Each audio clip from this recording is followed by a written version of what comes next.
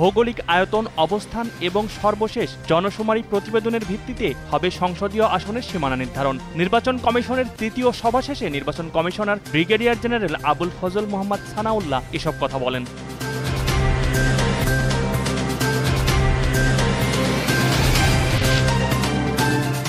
অন্তর্বর্তী সরকারকে অসম্মানিত করতে উদ্দেশ্যপ্রণীত প্রচারণা শুরু করেছে ভারতের সাপ্তাহিক পত্রিকা দ্য অর্গানাইজার। প্রধান উপদেষ্টার প্রেস উইং ফ্যাক্টস তাদের ফেসবুক পেজে পোস্টের মাধ্যমে এ তথ্য জানিয়েছেন।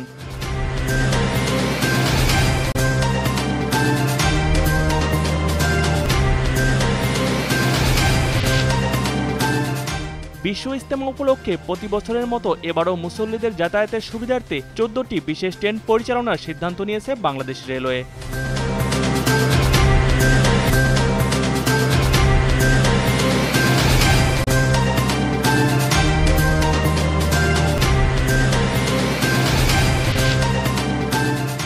যুক্তরাষ্ট্রের ওয়াশিংটন ডিসিতে মার্কিন সেনাবাহিনীর একটি হেলিকপ্টারের সঙ্গে সংঘর্ষের পর বিধ্বস্ত যাত্রীবাহী বিমানের 64 জন আরোহী সবার মৃত্যু হয়েছে বলে ধারণা করা হচ্ছে। এরই মধ্যে 19 জনের মরদেহ উদ্ধার হয়েছে।